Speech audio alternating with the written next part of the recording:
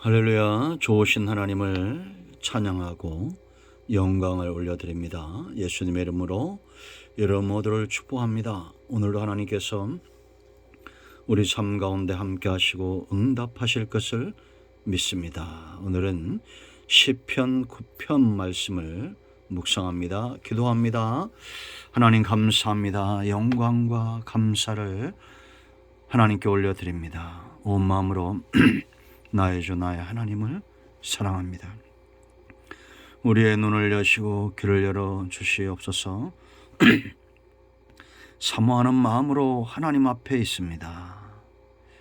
믿음의 견고하게 서기를 원하고 하나님을 영화롭게 하는 삶을 살며 땅을 복되게 하는 복의 통로가 되기를 원합니다.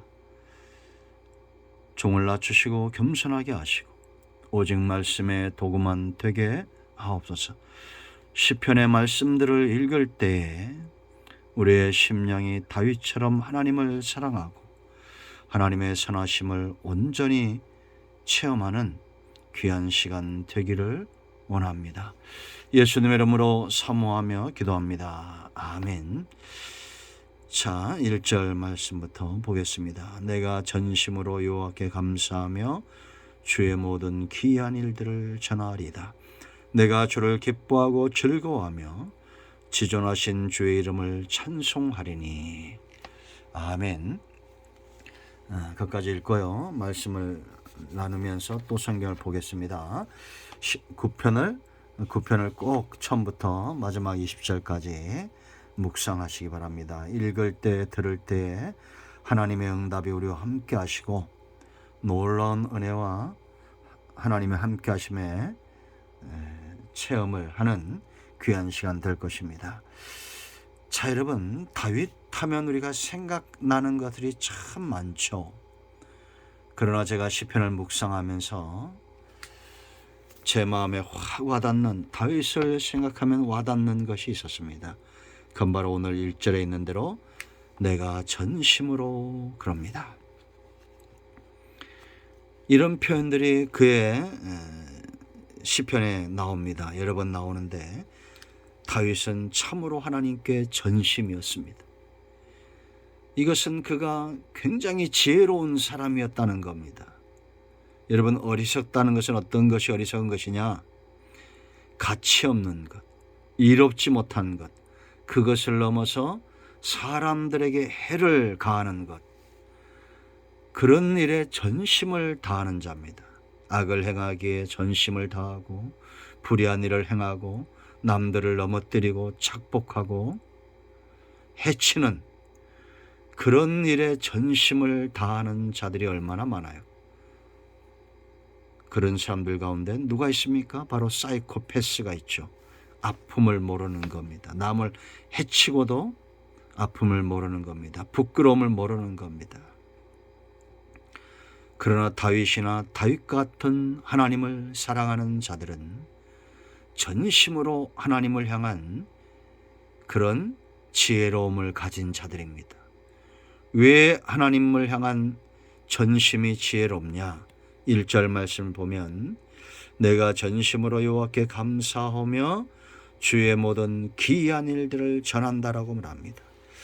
이 기이한 일이 뭔가 어떤 한 사건이 아니라 다윗의 일생에 하나님이 함께 하시면서 응답을 주셨던 크고 놀랍고 비밀한 일들을 전부 가리키는 겁니다.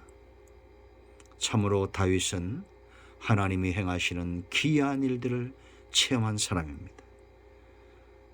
골리앗 보세요. 어떻게 사람이 이길 수 있습니까? 기이한 일이죠. 그가 목동이면서 한 나라의 왕이 된 것 참으로 기이한 일이고 다윗이 받았던 수많은 응답들 기이한 일들입니다. 그러므로 그는 2절처럼 하나님을 기뻐하고 즐거워하고 찬송하는 삶을 사는 겁니다. 다윗의 생애 평생에 하나님은 그에게 하나님의 기이한 손길과 응답으로 함께 하셨던 것을 믿습니다. 여러분, 과거는 내일을 우리가 짐작하게 하고 내일을 안전하게 걱정하지 않게 하는 그런 과거의 삶들이 그것을 우리에게 보여준다고 그랬죠. 왜냐? 지나온 모든 세월들 하나님의 은혜가 안 미친 것이 없습니다. 앞으로도 그러할 겁니다. 앞으로 다가올 하나님의 기이한 일들을 지혜롭게 분별하고 판단하고 믿는 저와 여러분 되시고, 오늘 절망스럽다고 해서 절대 좌절하지 마세요. 절망스러운 사건과 큰 문제는 하나님의 기이한 일을 체험할 수 있는 중요한 기회가 됩니다. 위기는 반드시 기회로 바뀔 것입니다. 두 번째, 왜 이렇게 하나님을 향한 전심을 가진 다윗이 지혜롭냐? 하나님 외에는 두려워하는 것이 없어요. 이 지혜는 하나님을 심판주로 믿고 두려워하는 자입니다. 그렇다고 여러분 하나님이 못된 악인입니까? 아닙니다. 그러므로 공의로운 판단이 되어지고 그 앞에, 하나님 앞에 악한 자들이 설 수가 없어요. 그래서 여러분, 다윗은 알았어요. 지혜가 있기 때문에 악인들은 넘어질 것이다. 3절 보세요. 내 원수들이 물러갈 때 주 앞에서 넘어져 망할이니다. 망할 것을 안 갑니다. 하나님의 의로운 판단을 믿었어요. 4절, 의인으로 사는 이유입니다. 하나님 때문입니다. 5절 말씀 보세요. 이방 나라, 하나님이 없는 나라죠. 이들이 악인들입니다. 이들의 이름은 지워질 것이고 그 무너진 성읍을 기억할 수 없다. 6절에 그만큼 많이 무너진 거예요. 여러분, 우리가 한두 번 이렇게 어려움을 당하고 깨닫는 것도 지혜롭죠. 그런데 다윗이 볼 때는 수많은 성읍들이 하나님을 두려워하지 않다가 무너진 것을 본 거예요.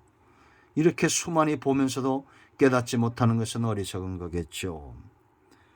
7절 보세요, 여러분. 이미 하나님이 심판하시기 위해서 보좌를 준비하시는 겁니다.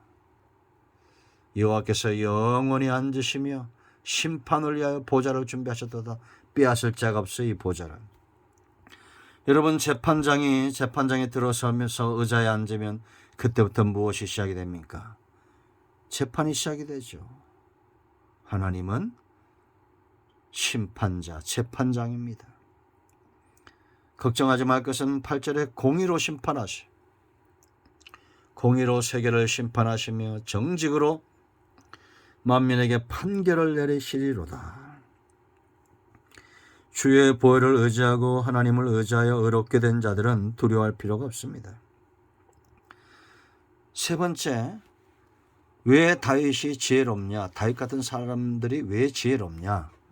자, 9절 말씀 보면 하나님을 요새 삼습니다. 여호와는 압제에서 당한 자의 요새시요 환난 때의 요새시로다. 그리고 10절 말씀 보면 여호와여 주의 이름을 아는 자는 주를 의지하오리니 이는 주를 찾는 자들을 버리지 않는다라고 말합니다. 그리고 이제 이런 이방인들, 하나님의 백성들을 향해서 너희는 시온에 계신 여호와를 찬송하며 그 행사를 백성 중에 선포할지어다라고 요청하죠. 이런 삶을 사는 이유가 있습니다. 쭉 그런 내용이에요. 15절 말씀 보면 이방 나라들은 자기가 판 웅덩이에 빠지며 자기가 숨긴 그물에 자기의 발이 걸렸도다 라고 말합니다.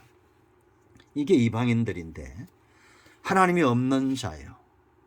그러면 왜 다윗은 이렇게 하나님을 요새 삼고 이방인들처럼 그렇게 웅덩이를 파거나 죄에서 떠난 삶을 살까요? 20절에 있습니다. 20절 말씀 보면 여호와여 그들을 두렵게 하시며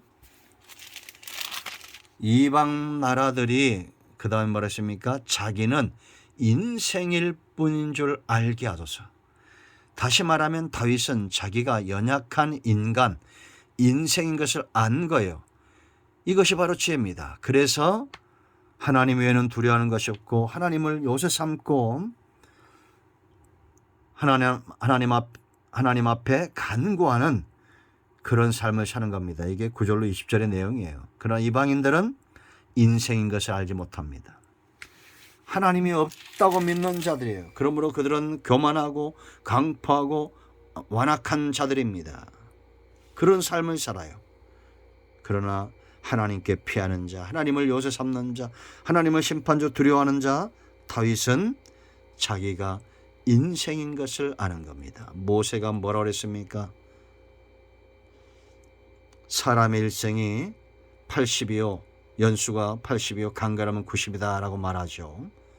연약함을 알았던 거예요. 모세도 다윗 같은 삶을 살았던 사람이죠. 여러분, 저와 여러분은 연약한 존재입니다. 가난한 존재예요. 그러나 하나님은 절대 궁핍한 자나 가난한 자를 업신여기지 않습니다. 18절 보세요. 궁핍한 자가 항상 잊어버림을 당하지 아니하며 가난한 자들이 영원히 실망하지 아니하리로다. 아멘. 육적으로나 영적으로나 가난한 자들은 하나님께 기억됨 받은 자들입니다. 이들은 19절에 궁핍한 자 가난한 자들은 그 연약함을 아는 자들이에요. 다윗이 하나님 앞에서 이렇게 자기를 낮추고 인생인 것을 알았기 때문에 하나님을 요새 삼는 겁니다. 다윗은 하나님을 향하여 전심이었던 지혜로운 자입니다. 여러분과 여러분의 가정에 이와 같은 은혜가 있기를, 하나님을 의지하고 전심으로 하나님을 사랑하는 복된 가정 되기를 축원드립니다. 기도합니다. 예수님의 이름을 의지하여 기도합니다. 이 말씀대로 되게 하여 주시옵소서. 우리 가운데 마음이 상한 자, 병든 자 치유하시고 회복시켜 주시기를 원합니다. 예수님의 이름으로 사모하며 축복하며 기도합니다. 아멘. 할렐루야. 응답되었습니다.